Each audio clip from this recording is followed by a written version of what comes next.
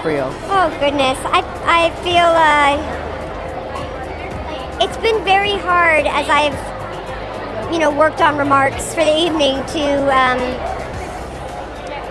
find words that I think are efficient, because I'm not unique in having revered Carol Burnett since I was a little girl. There are millions and millions of us, all sorts of people, men and women, who have spent the last many decades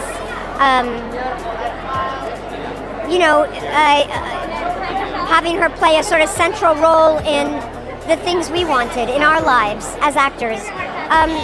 So, yeah, you almost even can't study. You just have to simply enjoy and experience what she's doing, because it's so singular.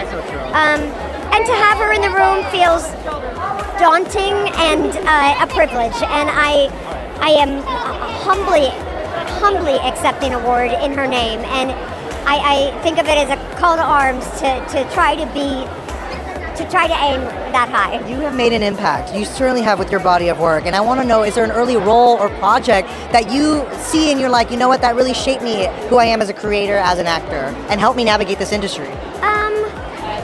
I think it's sort of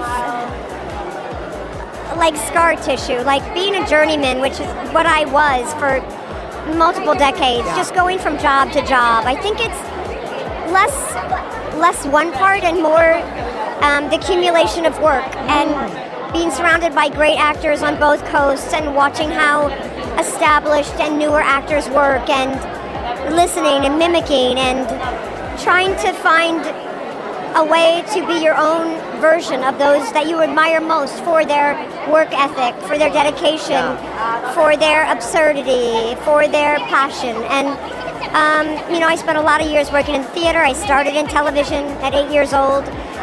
So there's been lots of experiences that I think have been really consequential. Obviously, one of them being Sex and the City. I mean, it feels like the door is open to revisit Carrie and Company in the future. I mean, what are the odds that there's more Sex and the City to come? I think the first time that Michael and I arrived at the very difficult decision to end the initial series, we never thought of it as finite. We thought that this is the time now, out of respect and affection for the work, and more importantly, the people that we love that make the work. And it was the same this time. It was a version of agony to decide to end the show this time. But it's simply because we love it. And even, I think being comfortable can allow you to stay. And that's not the reason to do it. You have to have something to say. You ask a lot of an audience. They pay to have you in their homes.